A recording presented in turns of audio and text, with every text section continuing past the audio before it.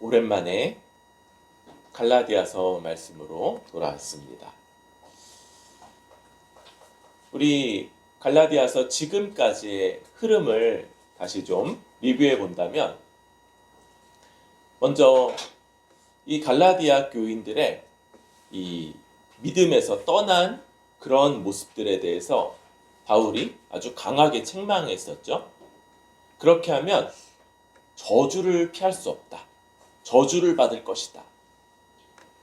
복음 외에 이 하나님의 진노를 피할 수 있는 다른 길이 없다는 것들을 강조했고, 그리고 그 복음은 바울이 사람들에게 배운 거나 사람들로 말미암아 받은 것이 아니라 그리스도가 바울에게 나타나신 것을 통해서 하나님께 직접 받은 것임을 말해 주었죠.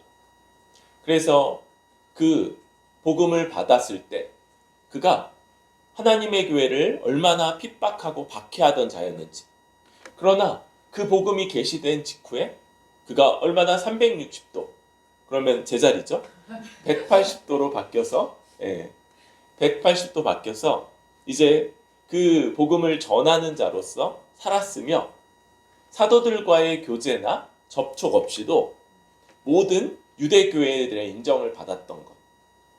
더군다나 그가 예루살렘에 올라가는 일 가운데도 디도를 데려가되, 헬라인인 디도는 세례를 받게 하지 않으므로, 할례를 받게 하지 않으므로 그 복음의 진리를 지키고자 했고, 사도들이 이런 복음을 다 서로 인정했으며, 그리고 이 복음에 대해서 심지어 베드로라도 그 복음을 훼손할 일이 벌어졌을 때 모든 사람 앞에서 책망할 만큼 이 복음은 모든 것들보다 더 권위 있는 것임을 그렇게 말씀을 했습니다. 그럴 때 3장의 앞부분에서는 이 복음은 오직 그 복음을 듣고 믿을 때 성령을 받아 누리게 하는 그런 복음이었고요. 그때 이들이 받은 이 성령이 무슨 의미냐? 그것은 아브라함의 자손이 되고 아브라함에게 약속된 모든 것들을 받아 누릴 상속자가 되는 것이다. 이게 이 성령 받음의 의미라는 것. 할례를 받았던 안 받았던 그것이 중요한 것이 아니라 이 믿음으로 성령 받는 것, 믿음으로 의롭다함을 받아 성령 받는 것, 이게 바로 아브라함의 자손이 된 증거다, 이렇게 말했죠.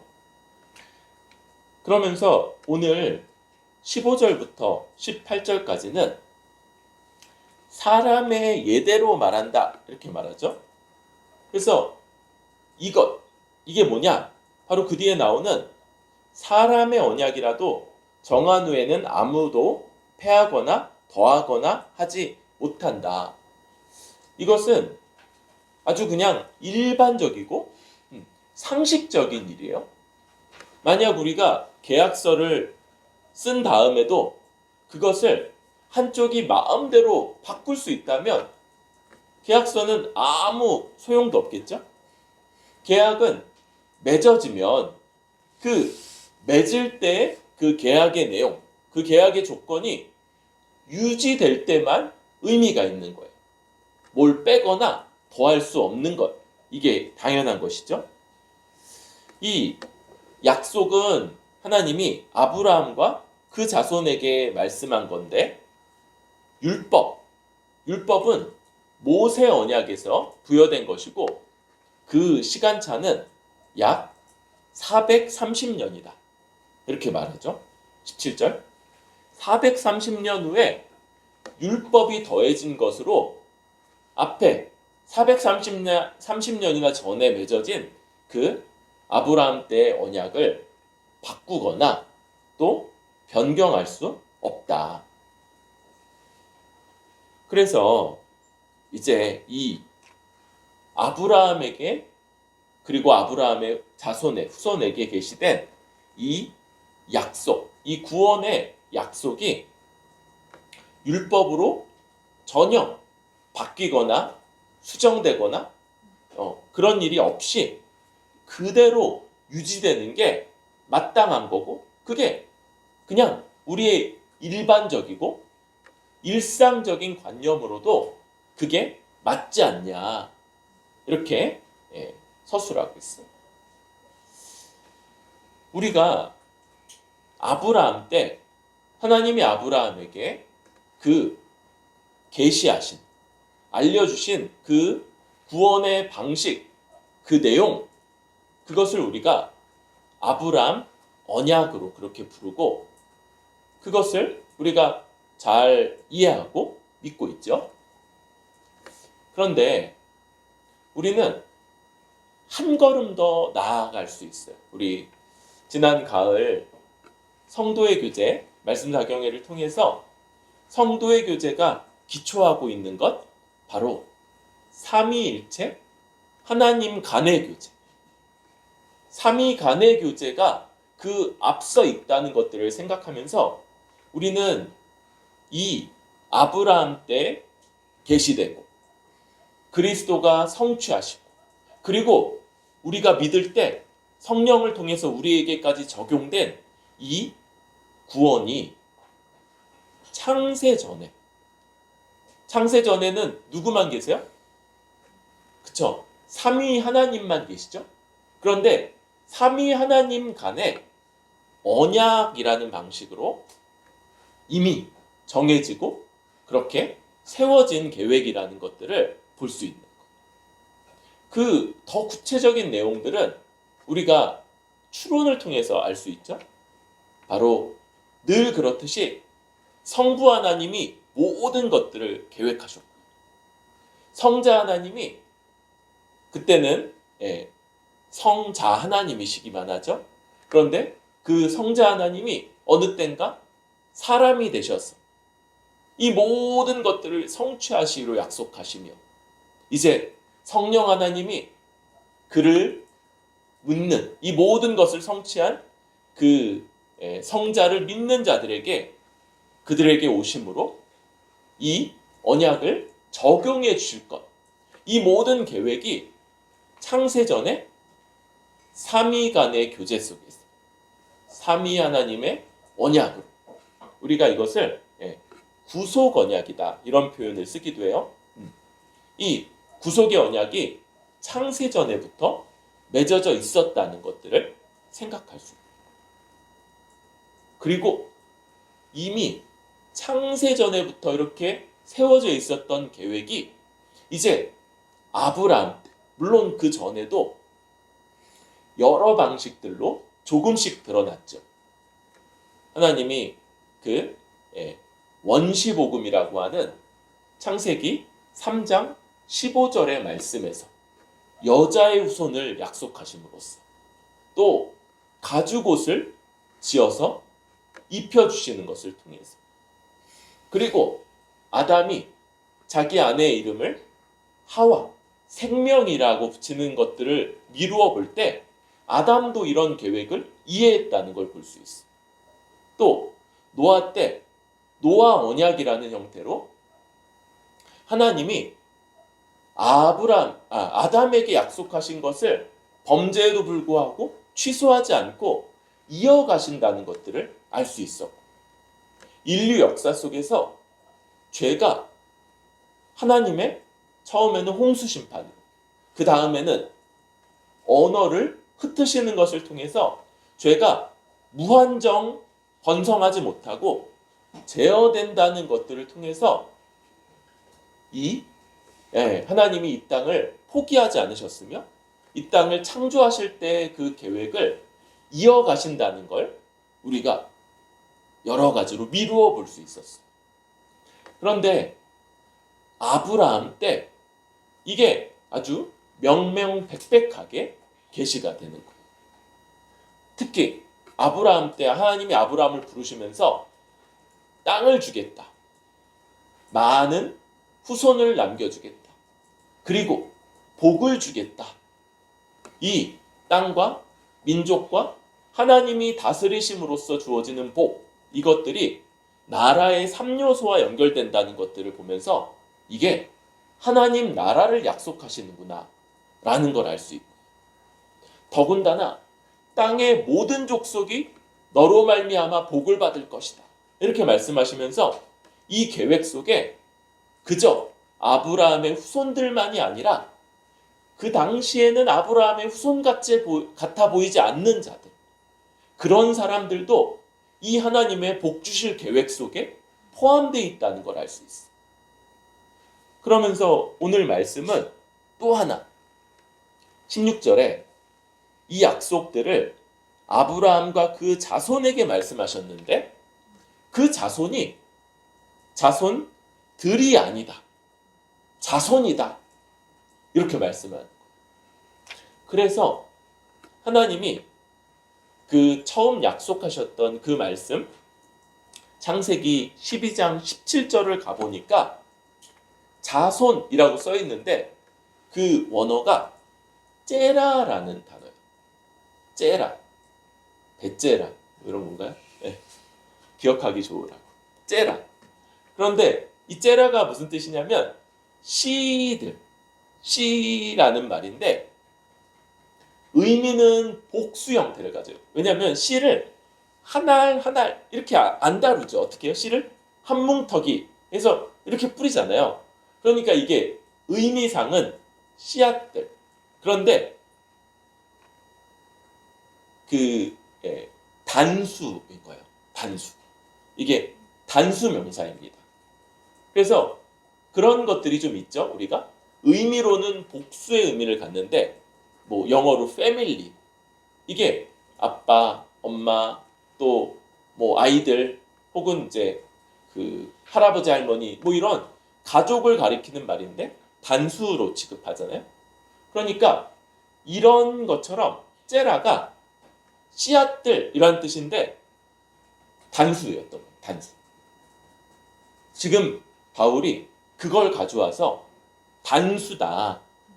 그거 한 사람이고 바로 우리 그리스도다 이렇게 말하고 있는 거죠. 바로 이 계획, 구속 언약으로 삼위일체 하나님 간에 맺어졌던 그 구원의 계획이 아브라함 때 아주 분명하게 알려졌어요. 뿐만 아니라 하나님이 그 아들 이삭 때, 그 아들 야곱 때 다시 한번 분명하게 계시하심으로써 빼도 박도 못하게 아주 확실하게, 그 다음에 나오는 모세 언약이라든가 다윗 언약은 다 이 아브라함 언약의 약간 부록 같은 그런 거예요. 이 아브라함 언약에서 계시된 것들에 뭔가를 일부를 더하는, 일부를 더 밝혀주는 그런 의미를 갖죠. 그리고 바로 그 약속하신 그 아브라함의 자손, 이미 그 전에도 있었어요. 여자의 후손. 야곱 때 가니까 뭐예요? 유다 지파의 사자 이렇게도 불리는 거예요. 이런 그 분이 드디어 이제 우리가 아는 것처럼 오시고 우리 주 예수 그리스도가 이 땅에 오셔서 바로 이 일을 성취하시는 거죠. 그 성취하심의 핵심에 뭐가 있습니까? 이 모순적인 상황. 하나님은 공의로우셔서 죄를 절대로 그저 방관하시지 못해요. 방관하실 수 없어요. 이게 하나님의 놀라운 속성이에요. 그런데 어떻게 죄인인 그의 백성들을 구원하시기로 약속한 그 약속을 성취할 수 있는가? 이게 이 모든 계시에, 이 모든 계시가 성취되는 데 있어서 핵심적인 위치인데 바로 그 성자 하나님, 성자 하나님이 약속하신 때 우리와 같은 사람으로 나시고 더군다나 구약의 약속을 다 성취하시고자 굳이 동정녀에게 태어나셨어요. 남자를 알지 못하는 여자에게 그의 몸을 통해서 태어나시는 방식으로 우리와 똑같은 사람이 되고, 사람이 되시는 것만 똑같은 게 아니라 우리와 똑같은 길, 물론 우리 대다수보다 더 못 사셨어요. 그렇죠? 우리는 그래도 태어났을 때 이렇게 깨끗하게 멸균된 곳에서 이렇게 보자기에 쌓여지고 돌봄 받았는데, 그분은 말밥통, 그렇죠?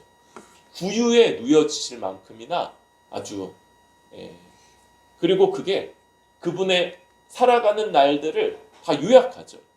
대단히 이른 나이에 아버지를 여의고 가장으로서 가업을 집안을 돌봐야 됐죠. 그래서 목수로서 그렇게 오랜 기간을 사시고, 때가 됐을 때 세상에 나오셔서 이 땅에서 사람들 앞에 자신을, 이 세상을 구원하기 위한 메시아로 드러내셨어요. 그러면서도 끝까지 어머니를 챙기셨어요. 그래서 마지막 때 요한에게 부탁하죠. 이제 네 어머니다. 네가 잘 섬겨드려라. 그러시면서 본인은 그 죽음의 길을 걸어가시고, 그리고 십자가에서 늘 아버지라고 불렀던 하나님을 아버지라고 부르지 못하고 하나님께 버림받고 모든 죄인들이 받아야 되는 그 저주를 받아서 나의 하나님, 나의 하나님, 최초로 영원전부터 늘 아버지라고 부르며 깊이 교제했던 그분과의 교제가 피곤하고 곤고한 중에서 그 한숨 더 쉬는 것보다 그게 더 소망이 되고 의지가 되어서 새벽부터 일찍 일어나셔서 산으로 올라가셔서 그분과의 교제로서 하루를 살아갈 힘을 얻었던 그분이 하나님을 아버지라고 부르지 못하고 나의 하나님, 나의 하나님 어찌하여 나를 버리시나이까, 이 고통 어린 비명을 십자가에서 외치시면서 죽으시는 것. 이것이 이 하나님의 약속의 성취였고, 바로 그 결과 우리같이 아무것도 아닌 자들, 물론 아주 훌륭하고 또 예쁘고 다 건실한 그런 청년들이지만, 그럼에도 불구하고 하나님 앞에서 죄인이라는 것, 날 때부터 죄인이라는 점에서 하나님께 아무 유익도 없고 아무 쓸모도 없는 사람들이 바로 이 예수 그리스도를 믿을 때 하나님의 아들들로, 하나님의 자녀들로 받아들여지는 이 일을 받아 누리게 되는 것이죠. 바로 이것이 창세전부터 계획됐고 아브라함 때 분명하게 계시됐고 언약됐으며, 성부 하나님이 예수라는 이름을 가지고 우리와 같은 사람이 되심으로 성취된 바로 그런 구원 역사라고 할 수 있습니다. 이게 바로 이 바울이 다시 한번 되짚어오는 구원 역사라고 할 수 있습니다. 그런데 그러면 19절부터 20절, 22절은 그렇다면 그 하나님의 이 계획의 메인스트림, 주된 흐름을 영향을 주지도 못하고 바꾸지도 못하는데, 그럼 율법은 필요 없는 것 아닌가? 라는 질문에 바울이 그럼 율법은 무언가? 그럴 때 범법함으로 더하여진 것이다, 이렇게 설명을 해주고 있습니다. 그것은 죄인들을 위해서, 범죄한 죄인들을 위해서 더하여진 것입니다. 이 더하여졌다 할 때 이미 얘기한 대로 이 구원 역사의 주된 흐름에 뭔가를 바꾸는 건 아니에요. 그럼에도 불구하고 그것은 우리 죄인들의 구원에 유익하다는 걸 알 수 있습니다. 여기에 나오지 않는 것, 여기서는 이것이, 이 율법이 구원하시는 분께로 우리를 이끌어 간다는 거에 주목하죠. 그런데 또 한 가지가 있다고 그랬죠? 뭡니까? 바로 이 땅에 죄의 영향력을 제어하는 거예요. 죄가 지 마음대로 퍼져나가고 제 마음대로 그 파괴적인 모든 결과들을 내지 않도록 막아서는 겁니다. 얼마 전에 그 오펜하이머라는 영화를 봤어요. 그게 이제 미국의 그 핵무기를 최초로 개발한 그 이제 과학자 이름을 딴 영화죠. 그런데 그게 어떤 것들이냐면 이제 공포가 있는 거예요. 독일 나치가 먼저 핵무기를 손에 넣는 것보다 우리가 더 빨리 만들어야 된다.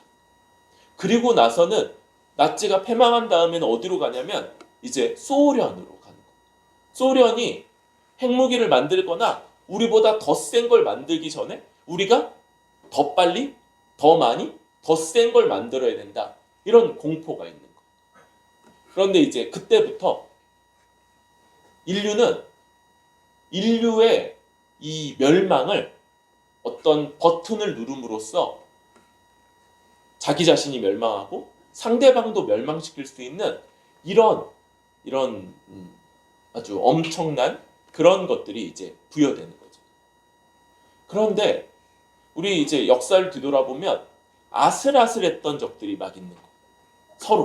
서로 핵전쟁 직전까지 갔어요. 이런 역사들. 그럼에도 불구하고 아직까지도 이런 이 인류의 파멸 이것들이 아직도 오지 않은 것. 사실은 그 이전에 벌써 이전에 있을 수도 있었을 일들이 하나님이 이 죄를 제어하심으로 막고 계신다.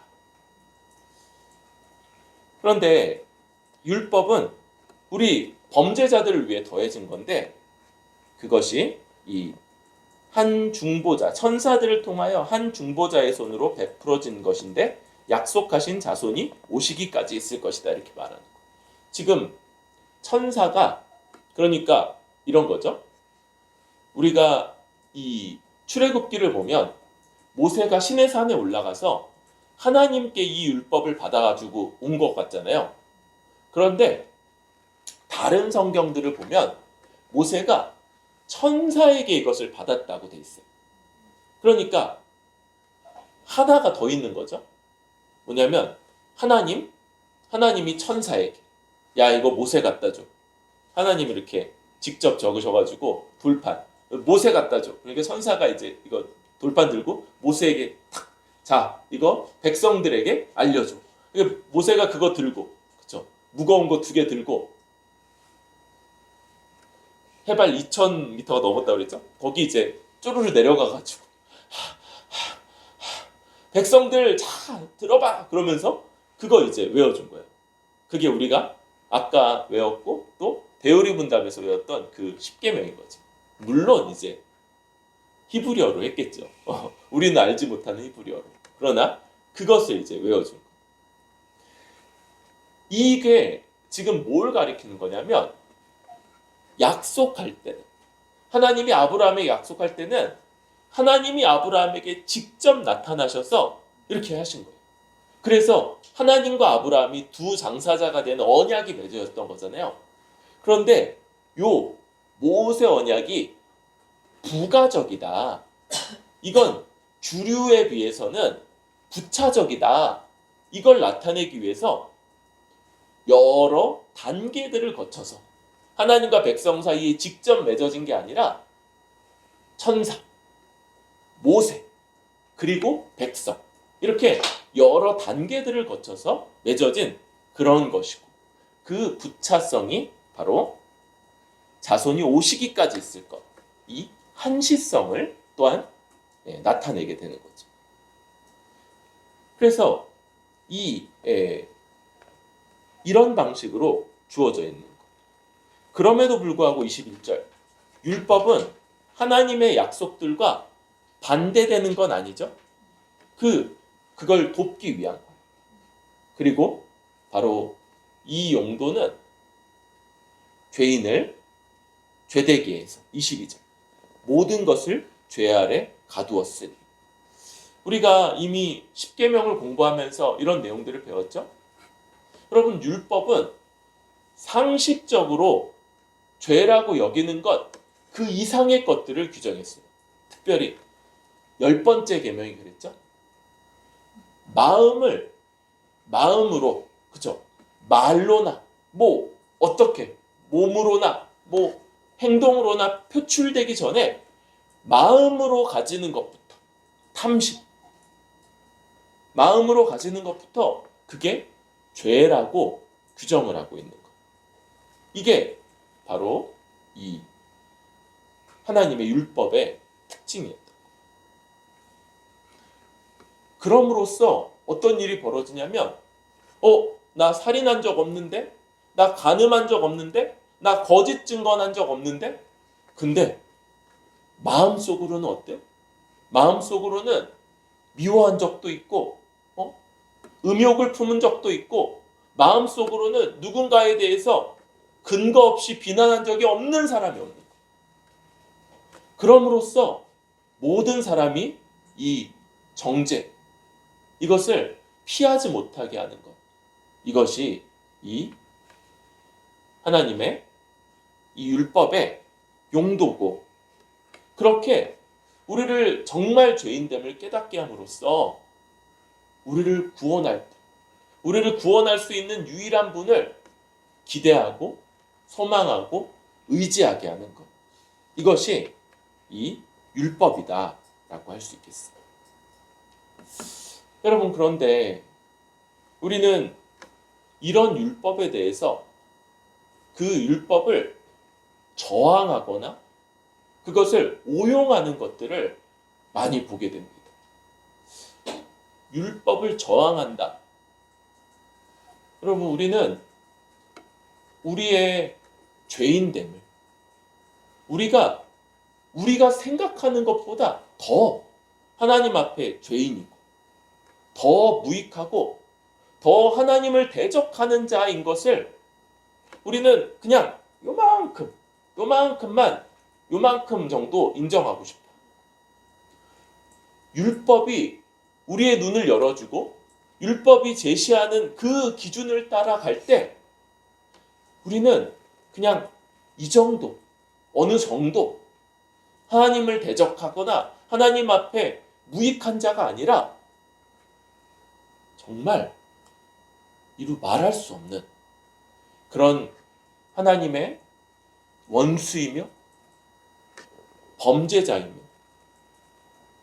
이 세상에 많은 사람들이 손가락질하는 수많은 사람들을 죽인, 그래서 저 평생을 감옥에서 나오지 못하는 저 죄수, 그보다 나을 바가 없는 그런 죄인인 것을 율법이 그 율법을 제대로 사용할 때 알게 되는 것 뿐만 아니라 여러분, 반복되기도 합니다. 내가 전에 주 앞에서 회개한 죄가 또다시 기억나고요. 그것 때문에 또다시 하나님 앞에 다시 회개하게 되고 다시 주님의 용서를 부르짖게 되는 이런 일들이 반복되게 돼요. 왜냐하면 내가 예전에 분명히 회개했거든요. 그런데 그 죄의 성격이나 그 깊이가 예전에 내가 인식했던 것 정도가 아닌 거예요. 그거보다 더 심각하고 더 깊고 더 큰 피해를 남긴, 누구에게? 하나님께 더 큰 피해를 끼친 그런 죄인 것을 율법을 통해서만 알게 됩니다. 여러분, 우리 삶은 이런 과정의 연속이라고 할 수 있습니다. 그런데 여러분, 주님 앞에서 이 과정을 반복하는 게 쉽지가 않은 거예요. 주 앞에 내가 어느 정도 죄인인 걸 인정하고 멈추고 싶은데 말씀은, 율법은, 하나님은 우리를 계속해서 더 깊은 인식으로 우리를 이끌어가고 우리는 그 안에서 예전보다 더 추악한 나를 마주 대하게끔 됩니다. 여러분, 어떤 사람들이 여기에 저항합니다. 아니, 내가 세례 때 다 죄인인 거 인정했잖아요. 여러분, 그 이해가 그 정도 수준에서 멈추도록 하나님이 우리를 내버려 두시지 않는 거예요. 우리 주님이 십자가에서 어디까지 대가를 지어야 됐을 만큼 우리가 죄인인가를 우리 계속해서 반복적으로 더 깊이 알아갈 때 이것을 저항하지 말고 하나님 앞에서 주님을 더 의지하고 주의 십자가의 그 놀라운 대속을 더 알아가며 그것을 기대서 회개하고 다시 돌이키며 그 죄와 싸우는 이런 그런 기회로 삼을 수 있기를 바랍니다. 그런데 저항하는 것과 함께 오용하는 것이 있습니다. 여러분, 어떤 기준, 지금 우리에게는 이 기준이 사라졌다고 그랬죠? 우리에게는요, 하나님을 마음을 다하고 힘을 다하고 뜻을 다하고 목숨을 다해서 사랑하는 것, 그리고 내가 그렇게 사랑하는 인물이 원래 하나 있었어요. 누구야? 나예요. 나 자신. 나 자신에 대해서 때로는 높은 기준으로 책망하거나 정죄하기도 해요. 그런데 왜 그렇게 해요? 자기를 그렇게 좀 드높이고 싶은 거예요. 자기 자신을 그런 방식으로 애정하는 거예요. 우리 자녀를 아주 이렇게 높은 기준으로 일종의 학대하는 그런 부모들이 있는데, 모든 다 그러다고 말할 수는 없지만 자녀에게 높은 기준을 제시하면서 왜곡된 아주 어그러진 자녀 사랑의 일종으로 볼 수도 있어요. 어쨌든 내가 그렇게 사랑하는 나처럼 다른 지체들을 그와 같이 사랑하라는 것 하나 외에는 우리에게 어떤 기준이 부과되어 있는 것이 없어요. 오히려 하나님을 기쁘시게 할 것이 무엇인지 시험하여 보라. 마음껏 이것저것 도전해보고 마음껏 해봐라. 그런데 이런 율법적인 기준들을 빌어서, 그런데 이걸 놀랍게도 늘 어디다 두냐면요, 나는 어쨌든 간에 통과하는 기준. 그런데 누구는 넘지 못하는 그 적절한 선을 우리는 아주 본능적으로 찾아내는 거예요. 예를 든다면 예배에 7번 늦는 것까지는 그래도 괜찮은데 어떻게 8번 늦을 수 있어? 뭐 이런 거. 그가 몇 번 늦었을 것 같아요? 7번 늦은 거예요. 1년에 7번 예배. 우리가 볼 때 이렇게 웃죠. 그런데 그 안에는 8번 늦은 사람들보다의 우월감과 7번 늦는 것조차, 그죠? 일주일 수 7, 그죠? 땅의 수 4와 하늘의 수 3을 더한 7, 7조차도 넘어버린 저 8이라는 사람들 향한 조롱이나 비하, 이런 것들로 이 율법을 사용하는 것. 여러분, 이 두 번째 종류, 첫 번째 종류와 마찬가지로 이 두 번째 종류에 대해서도 우리가 대단히 조심해야 된다, 이렇게 얘기했어요. 오늘날에 교회를 성장시키는 것에 대해서 아예 이런 교회 성장학, 이런 연구들이 있기도 해요. 그런데 뭐가 있냐면 그 가운데 이렇게 비슷한 부류의 사람들을 모아야지 교회가 잘 된다, 이런 것들이 있어요. 이 비슷한 부류라는 건 여러분 이렇게 중산층, 어느 정도 교육을 받고 어느 정도 이렇게 안정적인 재정 상태를 가지고 어느 정도 교양을 가진 사람들을 모아야지, 그런 사람들을 모아야지 교회가 잘 된다. 그럴 것 같아요. 그런데 여러분, 그건요, 라이온스 클럽도 그렇게 해서 잘 되고요. 동호회들도 그렇게 해야지 잘 될 거예요. 교회만은 이것들, 이런 세상의 원리가 적용되지 않는 게 하나쯤은 있어야 되지 않겠어요? 이런 세상의 원리에 다 아는, 다 암묵적으로 다 아는 세상의 원리에 저항하는 게 이 땅에 하나 정도는 있어야 되지 않겠어요? 그래야지 하나님 나라가 임했다라고 말할 수 있는 그런 곳이 좀 있어야 되지 않을까. 예. 어리석은 선택일지도 몰라요.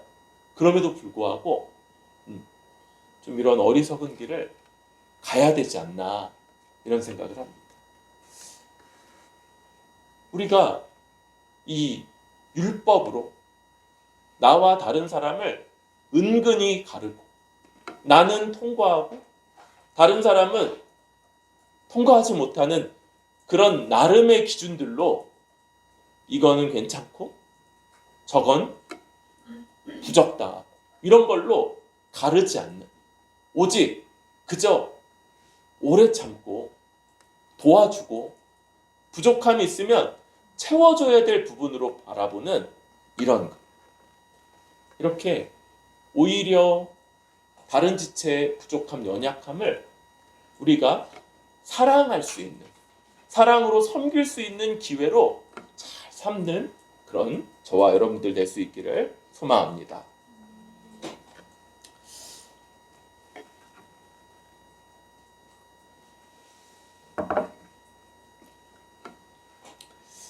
그러면서 말씀은 23절부터 29절까지의 이 구약과 신약, 그런데 이것을 23절에는 믿음이 오기 전에, 그리고 25절 믿음이 온 후로는 이렇게 돼 있죠. 뭐 고도를 기다리며 뭐 이런 연극도 있죠. 믿음이 오기 전, 믿음이 온 후. 여러분 이게 뭐예요? 바로 구약 시대 그리고 신약 시대, 믿음을 의인화하면서 이 믿음으로 의롭다함을 받는 이 시대적 구분을 하고 있는 거예요. 구약 시대에 어떻습니까? 율법이 초등교사 역할을 했다. 초등교사 역할. 그래서 이 로마 시대에 교육제도를 이제 배경으로 하고 있죠. 이렇게 주인이 자기 아들을 노예 신분에 있는 그런 교사에게 지도를 맡기는 거예요. 이 교사는 주인의 허락 때문에 자녀를 가르칠 뿐만 아니라 체벌할 수도 있었어요. 자녀를 때리면서 가르치는 거예요. 그런데 때가 되면 이 과정은 이 자녀를 상속자 삼기 위한 거고요. 때가 되는 순간 이 자녀는 더 이상 노예, 교사 밑에 있지 않고 아버지의 상속자의 지위를 갖게 되는 거예요. 그러면 이제 이 초등교사는 어떻게 해요? 후회하겠죠. 옛날 살살 때릴 걸. 때리는 신용만 할 걸. 더 이상 초등교사 밑에 있지 않은 때가 오게 되는 겁니다. 바로 이게 이 믿음의 때인 거예요. 믿음의 때. 우리 주 예수 그리스도로 말미암아 오게 된 이 믿음의 때. 그리고 이제 하나님의 아들들이 돼서 초등교사 아래 있지 않은 거죠. 이제는 뭐가 중요합니까? 27절. 그리스도와 연합하여 세례받은 자. 그리스도와 연합하여 세례받은 자는 그리스도로 옷 입고 유대인, 헬라인, 종, 자유자, 남자, 여자 이런 것들이 어떤 차별도 나타내지 않고 그리스도 안에서 하나이고 바로 그런 자들이 아브라함의 후손들로 유업을 이을 자가 되는 거예요. 이것만이 중요한 것이죠. 여러분, 지금 우리의 관심사는 뭡니까? 우리의 관심사는 우리가 연합한 바로 그분, 우리의 모든 것이 되는 우리 주 예수 그리스도와 그분의 사역이어야 될 거예요. 그거에만 우리의 초점이, 온 신경이 거기에만 맞춰져 있어야 될 겁니다. 여러분, 우리의 구원이 원래 죄인이고 쓸모없었던 우리를 개선하고 보완하는 것이 아니에요. 우리는 오직 이미 죽어 없어진 자이고, 지금 우리가 사는 것, 오직 우리 주 예수 그리스도와 그리스도의 부활 생명이 여기서 살아가는 것이다. 그러니까 중요한 건 우리 주 예수 그리스도인 거예요. 지금 우리가 여기서 달라지는 것, 이게 가지는 의미가 뭡니까? 내가 이만큼 나아졌구나, 이만큼 개선됐구나, 예전과는 달리 이렇게 나은 사람이 되었구나가 아니고, 그게 의미하는 바는 오직 단 하나, 그리스도와 연합했구나 라는 거. 그리스도와 연합했다는 증거로서의 변화인 거지, 그것이 예전에는 쓸모없었던 자를 쓸모 있게 만들고, 예전에는 불의했던 자를 의롭게 만드는 것이 아닌 거예요. 우리가 그리스도와 연합하기 위하여 세례를 받은 자요, 정예원 사역을 한 자며, 이제 그리스도와 연합하여 그리스도와 교제하고 있는 자인 것이죠. 매일매일 우리를 살아가게 하는 것, 그리스도께로부터 오는 모든 것들임을 기억하고 새롭게 의지할 수 있기를 바라고, 오늘 하루를 마칠 때 우리가 잠자리에서 그리스도로 내가 오늘 살아냈는가? 그리스도가 그 부활 생명이 나를 통해서 오늘 하루 열매 맺었는가? 이것만을 돌아볼 수 있는 우리들이 되기를 바랍니다. 그리고 그럴 때 여전히 부족하고 연약한 가운데서도 분명히 아브라함의 자손이구나, 하나님 나라가 우리 것이구나라는 이 확신 가운데 살아갈 수 있을 것이다 여깁니다. 이렇게 이제 율법에서 벗어난 자로 그리스도와 연합하여 그리스도의 부활 생명으로 매일매일을 살아가며, 이것으로 아브라함의 자손으로 하나님 나라를 바라보는 저와 여러분들 될 수 있기를 소망합니다.